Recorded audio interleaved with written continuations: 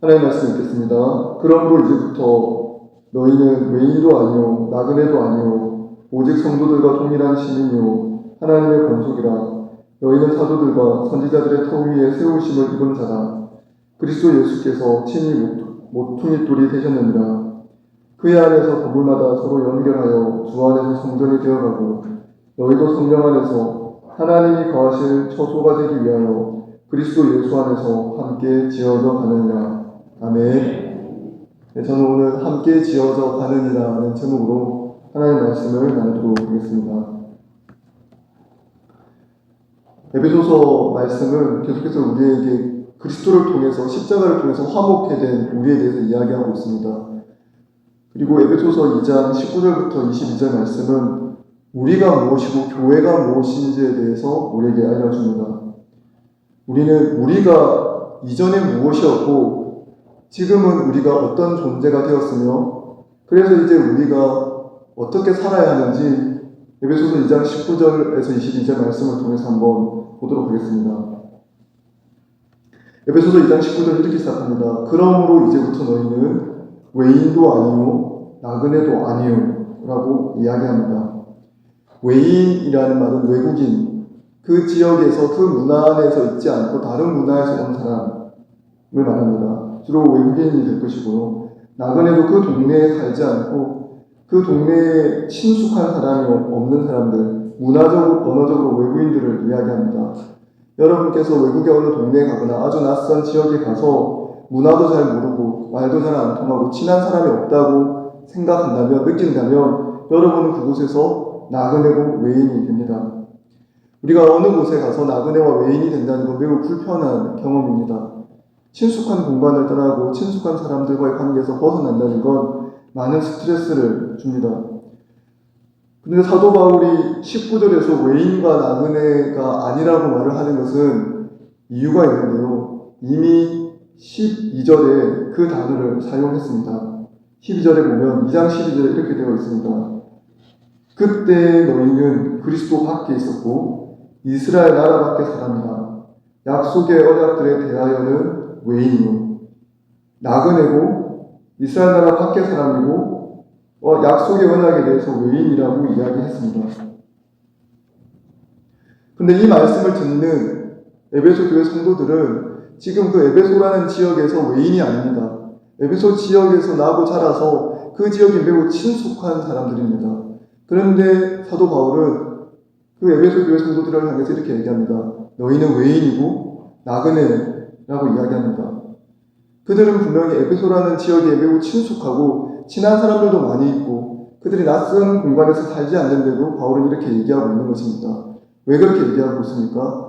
영적인 차원에서는 이들이 외인이었고 나그네였다는 것입니다. 사람의 마음은, 인간의 마음과 영혼은 하나님께 연결되어 있을 때 하나님 안에서만 진정한 안식을 누릴 수 있습니다. 하나님이 우리의 집과 같은 것이죠. 집이라는 공간이 어떻습니까? 집이 그냥 물리적으로 빌딩만 세워놓는다고 해서 그것이 우리의 집이 되는 것이 아니라 그곳에 가족이 있고 우리를 반겨주는 사람이 있고 친숙하고 사랑하는 사람들이 있으면 그곳이 진정 내가 거하고 안식을 누리는 집이 됩니다. 에베소 교회 성도들이 예수 그리스도 안에서 하나님을 받아들이기 전에는 그들이 친숙한 땅에서 살고 있지만 그들은 외인이고 나그네였습니다. 아무리 친숙한 공간에 살아도 하나님과 연결되어 있지 않았기 때문입니다. 하나님 없이 살아가는 인간의 존재에 대해서 사도 바울이 잘 설명하고 있는 방식이 바로 이것입니다. 외인이고 나그네, 마치 노숙자와 같은 모습이라고 얘기하고 있습니다. 안식할 곳을 잃어버린 사람. 노숙자의 특징은 집에서 잠을 자지 않고 집 밖에서 잠을 잡니다. 그리고 사랑하는 사람들이 따뜻하게 맞아줄 사람이 없이 홀로 외롭게 추운 곳에서 지냅니다. 그런데 하나님 밖에 있는 인간의 상태가 그렇습니다. 노숙자, 안식할 곳을 잃어버린 외인, 나그네와 같습니다. 20세기 철학자들이 인간의 상태에 대해서 오랫동안 연구해서 내린 결론이 있습니다. 독일의 하이데거라든지 팜이라든지 이런 철학자들이 인간의 존재 근원에서 살피고 살폈는데 그들이 깨달은 것이 하나가 있습니다. 인간이 근원적으로 너무나 외로운 존재라는 것입니다. 인간이 너무나 외롭고 무한한 외로움과 단절 가운데 있다는 것을 그들이 깨달았습니다. 근데 이 이야기는 20세기 철학자들이 깨달은 숭고한 진리가 아니라 이미 사도 바울이 2000년 전에 알고 있었고 선포한 내용입니다. 바울이 먼저 이야기했습니다. 바울은 에베소서 2장 12절에서 그리스도 밖에 있는 인간의 상태에 대해서 말합니다. 그때 너희는 그리스도 밖에 있었고 이스라엘 나라 밖의 사람이라 약속의 언약들에 대하여는 외인이요 그 뒤가 중요합니다. 세상에서 소망이 없고 하나님도 없는 자이더니 하나님 밖에 있는 인간, 하나님 밖에서 진정한 안식과 위로와 사랑을 받지 못하는 인간은 세상에서도 소망이 없습니다. 인간의 마음속에는 깊은 갈망이 있습니다. 내가 사랑하는 사람과 그리고 내가 사랑을 받는 그 사랑이 내가 주고받는 그 사랑이 영원하기를 바라는 깊은 갈망이 있습니다. 사람은 이 사랑이 영원하기를 갈망합니다. 그런데 사람은 하나님 없는 관계 속에서 주고받는 모든 사랑은 유한하고 쉽게 사라져 버립니다. 소설 이방인으로 유명한 알베르 까미는 이렇게 이야기합니다. 만약 신이 없거나 우리가 신을 찾을 수 없다면, 그래서 우리에게 신이 없다면 우리에겐 희망도 없고 우리 모두는 가장 깊은 절망을, 우리 속에 있는 모든 갈망들이 다 함중의 죄로 다 던해버릴 거라고 말했습니다. 하나님에 대한 깊은 갈구를 하지 않는 철학자도 인간의 존재에 대해서 이야기하면서 하나님과 연결되어 있지 않은 인간은 근원적으로 외롭고 아무런 소망이 없다라고 이야기합니다. 바울이 동일하게 이야기합니다. 그리스도 밖에서 우리는 소망도 없고 하나님도 없다고 이야기합니다.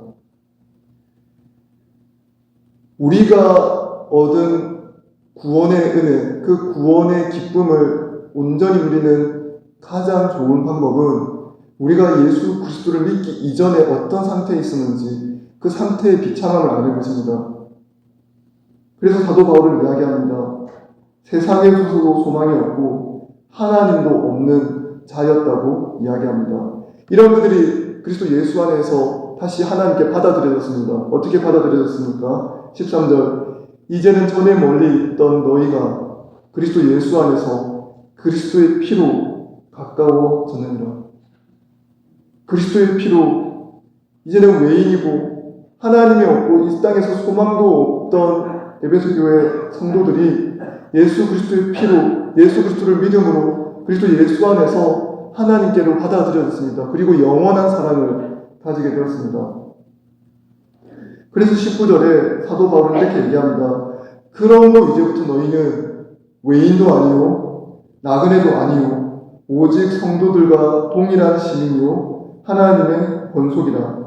너희는 사도들과 선지자들의 터 위에 세우심을 입은 자라고 이야기하고 있습니다. 사도 바울은 우리가 누구인지 이제 설명합니다. 우리가 어떤 존재였는지를 설명한 다음에 이제는 우리가 어떤 존재인가, 우리가 예수 그리스도의 십자가 이상의 희생을 통하여 내가 예수 그리스도를 구원자로 믿은 이후에 우리는 어떤 존재로 변화되었는지에 대해서 설명합니다. 세 가지 이미지를 우리에게 보여주는데, 첫 번째는 우리가 성도들과 동일한 시민, 하나님의 백성이 되었다는 것이고, 두 번째는 하나님의 권속, 하나님의 자녀, 가족이 되었다는 뜻입니다. 세 번째는 우리가 성전이 되어 예수 안에서 함께 지어져 가는 존재라고 이야기합니다. 첫 번째, 우리는 한 동포, 동일한 시민이 되었습니다. 이 세 가지 이미지는 점점 갈수록 강해집니다. 같은 나라의 백성이라는 이미지보다 한 가족이라는 이미지가 훨씬 더 강력합니다. 우리가 대한민국 같은 국적을 가진 사람으로 같이 살아갈 때 연대감이 있습니다. 서로 같은 나라 백성이나 같은 나라 국민이라는 연대감이 있겠죠. 그러나 그 연대감이 한 가족이 가지는 연대감보다 강하지는 못합니다. 그러니까 하나님 나라의 동일한 시민이고 그 다음에 하나님의 자녀, 하나님의 권속이라고 얘기합니다. 세 번째, 그보다 더 강력한 게 무엇입니까? 성전, 하나님이 거하시는 성전으로서 서로 지어져 간다라고 이야기합니다. 우리는 매우 다양한 문화와 다양한 취향과 다양한 성향을 가진 존재로 살아갑니다. 우리는 각각 제각기 서로 다릅니다. 취향도 다르고 성향도 다르고 정치 성향도 다르고 색깔도 다릅니다. 각각의 차이가 우리는 이 공동체 안에서 많이 발견합니다. 우리의 차이를 만들어낸 여러 가지 힘들이 있습니다. 문화적인 차이도 있고요. 지역에 따라서도 차이가 있고, 내가 지금 어떤 성향을 가지게 된 것에 대해서는 내 성향을 만든 다양한 힘이 작용했습니다. 그런데 우리가 예수 그리스도를 믿으면 이제부터는 우리를 형성하는 가장 강력한 힘은 문화도 아니고 정치도 아니고 지역도 아니고 자기의 취향도 아닙니다. 우리를 형성하는, 우리의 정체성을 형성하는 가장 강력한 힘은 오직 예수 그리스도의 복음입니다. 그 복음으로 인해서 우리는 예수 그리스도 밖에 있던 외인이며 나그네였다가, 그래서 소망도 없고 하나님도 없던 존재였다가 복음을 믿고 십자가 보혈의 능력으로 이제 예수 그리스도 안에서 하나님 나라의 백성이 되며 하나님의 가족이 되고 하나님이 거하시는 성전 처소가 되었습니다.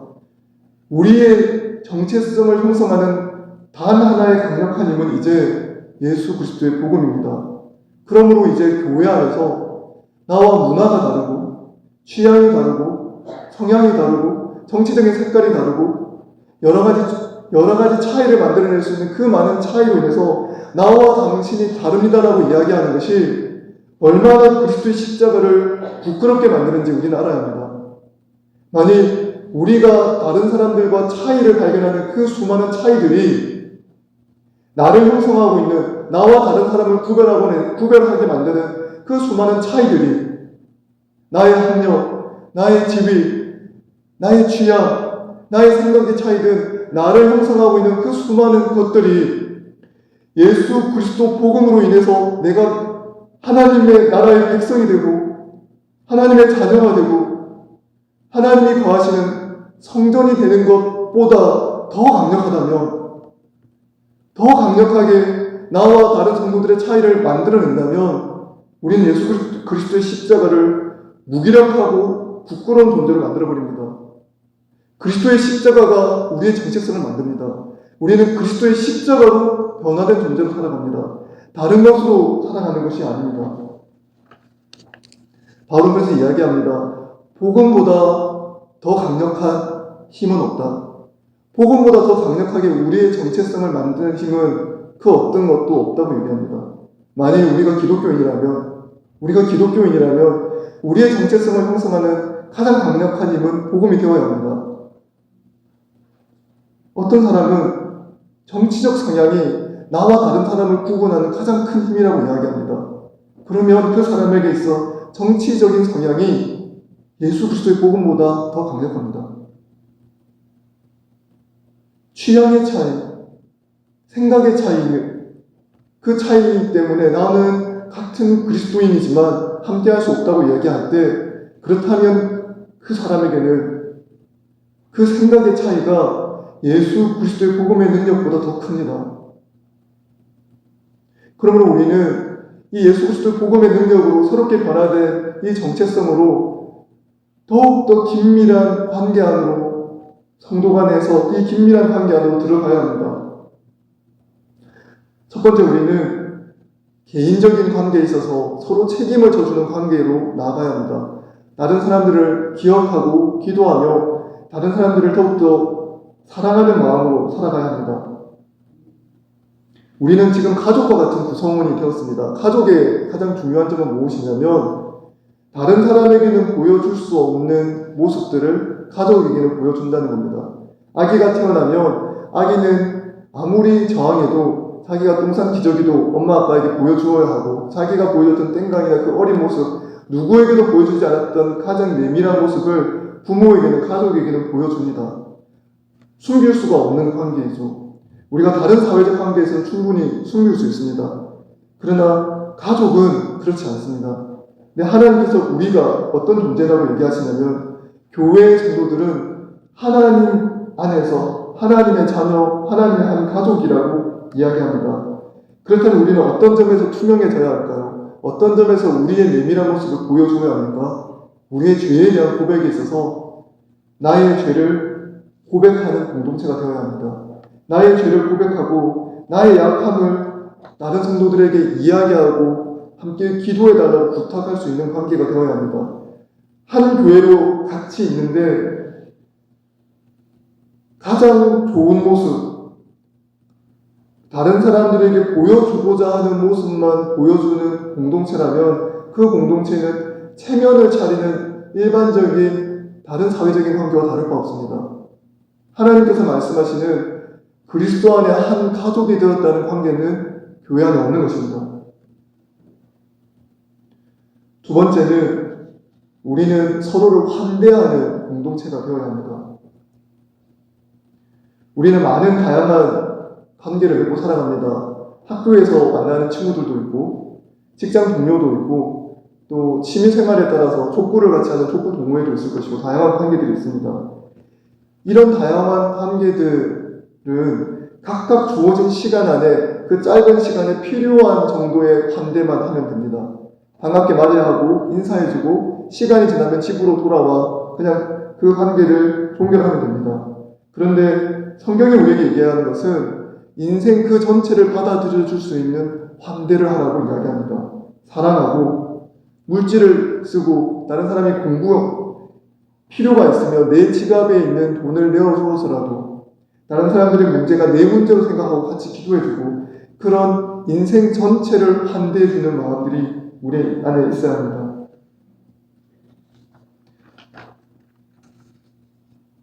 우리는 공동체에 대해서 이야기할 때 공동체에 대해서 별로 기대가 없는 그리스도인을 많이 보게 됩니다.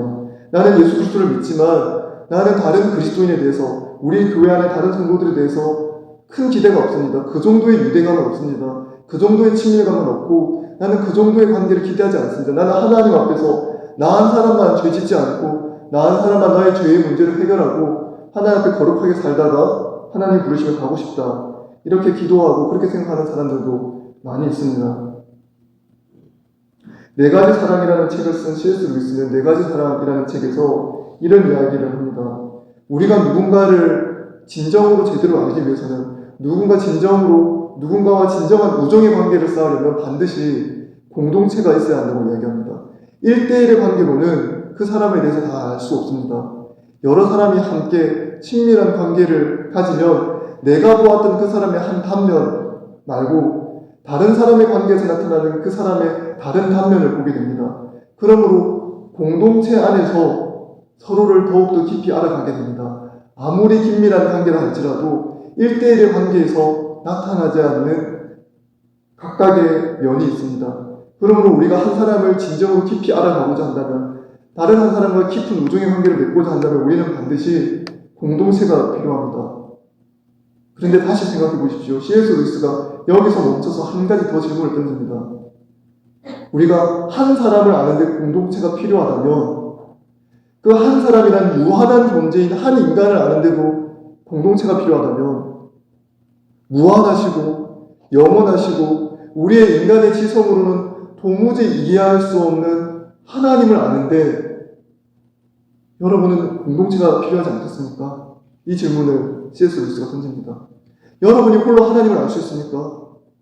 여러분이 아는 하나님은 하나님의 크신 부분의 한 단면일 것입니다. 하나님을 알아가는 데 있어서도 공동체가 필요합니다. 공동체가 함께 지어져 가고 공동체가 함께 하나님을 알아갑니다. 내가 아는 하나님은 그 크신 하나님의 지극히 작은 한 단면일 뿐입니다. 함께 어우러져서 내가 아는 하나님, 내가 만난 하나님을 함께 고백하며 나눌 때 하나님을 아는 지식이 우리 안에 부유해집니다. 그래서 우리는 하나님을 아는데도 공동체가 필요합니다. 한 인간을 제대로 아는데 공동체가 필요한 것처럼, 아니 그보다 더 절실하게 우리는 하나님을 바르게 알아가는데 반드시 공동체가 필요한 것입니다. 예수 그리스도 안에 있는 타인을 통하여 예수 그리스도 안에 있는 교회 공동체를 통하여 우리는 하나님을 알아갑니다. 그러므로 교회는 우리에게 필수적이고 우리 생존에 필수 불가결한 존재가 되는 것입니다. 사도 바울이 에베소서 1장에 이렇게 기도합니다. 하나님의 부유한 능력, 하나님 아버지의 권능이 무엇이고 우리의 부르심의 소망이 무엇인지 너희가 알기를 원한다라고 얘기했습니다. 사랑하는 성도 여러분, 여러분께서 하나님의 탁월한 능력을 알고자 하신다면, 하나님 안에 비밀한 것들을 알고자 하신다면 여러분은 반드시 교회 공동체 안에 참여해야 합니다. 교회 공동체 안에 깊숙이 들어와야 합니다. 여러분이 공동체에 참여하는 정도만큼만 하나님에 대해서 알 수 있습니다. 홀로 고립되어 뛰어난 영성을 추구하는 것, 그것이 성경이 말하는 영성이 아닙니다. 성경은 연약하고 부딪히는 성도들이 서로를 인내하고 용납하고 받아주는 그 환대의 관계성 속에서 나의 부족함과 타인의 부족함을 다 함께 서로 부딪히는 그 관계성 속에서 그 관계성이 서로 오르서 하는 만큼 하나님을 알 수 있다고 이야기합니다. 그럼에도 불구하고 많은 성도들이 이렇게 이야기합니다. 저는 하나님만 관계를 맺고 싶습니다. 다른 성도들과의 관계는 너무나 피곤합니다. 지칩니다. 너무 힘듭니다. 여러분께서 그런 하나님을 원한다면 여러분은 성경이 말하는 하나님이 아니라 여러분이 원하는 신을 따로 만들어내면 됩니다. 성경이 말하는 하나님은 그런 하나님이 아니기 때문입니다. 나는 나 혼자 알 수 있는 하나님만 있으면 됩니다. 그런 하나님을 원하시면 성경의 하나님을 포기하시고 여러분이 원하는 여러분이 만든 신을 찾아가면 됩니다. 성경은 그런 하나님을 말하지 않기 때문입니다. 그러면 우리는 어떻게 살아갈 수 있습니까? 우리는 어떻게 하나님 안에 함께 지어져 가는 존재로 살아갈 수 있습니까? 우리가 새로운 유대감을 만들어내는 것이 아닙니다. 성령께서 이미 하나 되게 하셨습니다.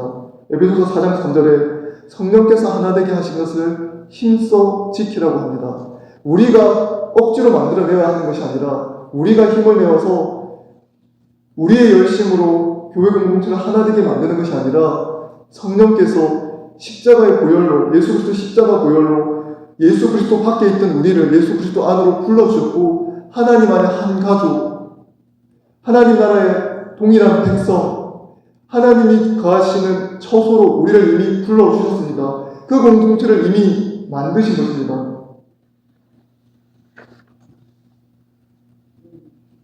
그러면 우리는 어떻게 그 관계를 깊이 들어갈 수 있습니까? 20절이 우리에게 그 방법을 알려줍니다. 너희는 사도들과 선지자들의 터 위에 세우심을 입은 자라. 그리스도 예수께서 친히 모퉁이 돌이 되셨느니라. 오직 예수님께서 우리의 삶의 모퉁이 돌이 될 때, 우리 집의 머릿돌이 되고 내가 가장 의지하는 모퉁이 돌이 되면 그 예수 안에 있는 복음의 능력으로 우리는 하나 되고 깊이 연대하고 같이 하나 될 수 있습니다. 우리의 능력으로 그렇게 하는 것이 아니라 모퉁이 돌 대신 예수 그리스도의 능력으로 우리가 하나 될 수 있는 것입니다. 이사야서 28장 16절에 이렇게 얘기합니다. 그러므로 주 여호와께서 이같이 이르시되 보라 내가 한 돌을 시온에 두어 기초를 삼았으니 곧 시험한 돌이요 귀하고 견고한 기초돌이라. 그것을 믿는 이는 다급하게 되지 아니하리로다.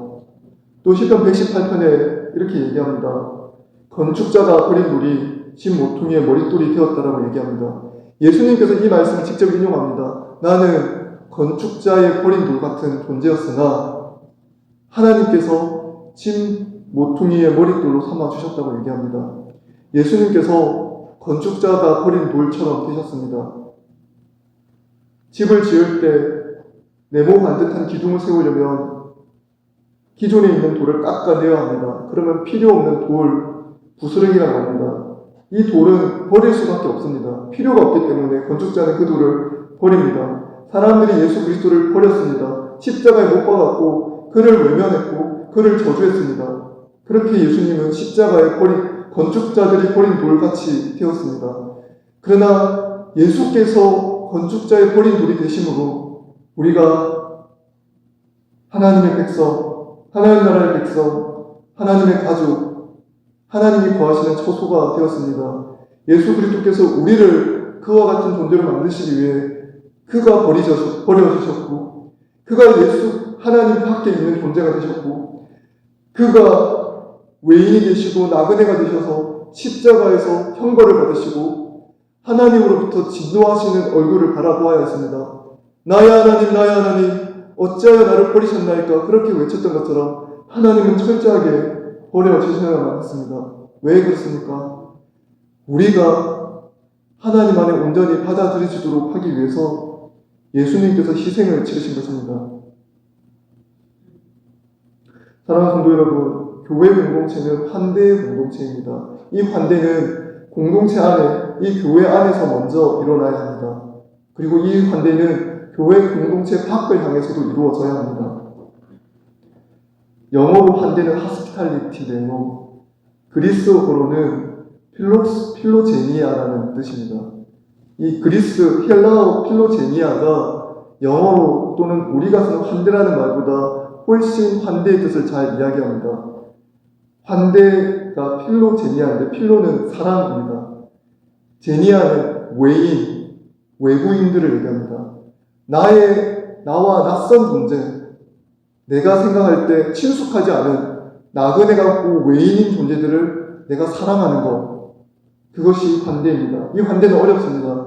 왜냐하면 친숙하지 않고 낯선 존재를 나한테 끌어들인다는 것은 많은 위험을 내포하고 많은 희생을 내포합니다. 그 희생을 누가 보여주셨습니까?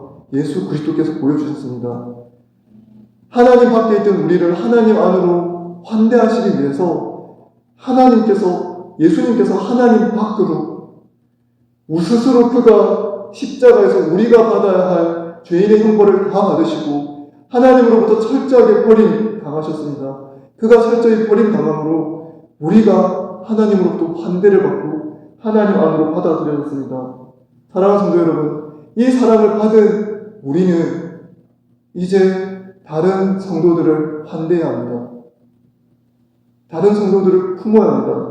이제 우리의 정체성이 다른 것도 아니고 나그네도 아니고 외인도 아니고 내 출신도 아니고 내 학력도 아니고 내 학벌도 아니고 내 사회적 지위도 아니고 내가 다니는 직장도 아니고 그 어떤 것으로도 우리의 정체성을 규정하지 않고 오직 예수 그리스도의 피로 하나님께 가까워진 존재로 하나님 나라의 동일한 시민으로 하나님 나라의 자녀, 가족으로 그리고 하나님이 거하신 처소와 성전으로 살아가기 때문입니다. 이것이 우리의 정체성입니다.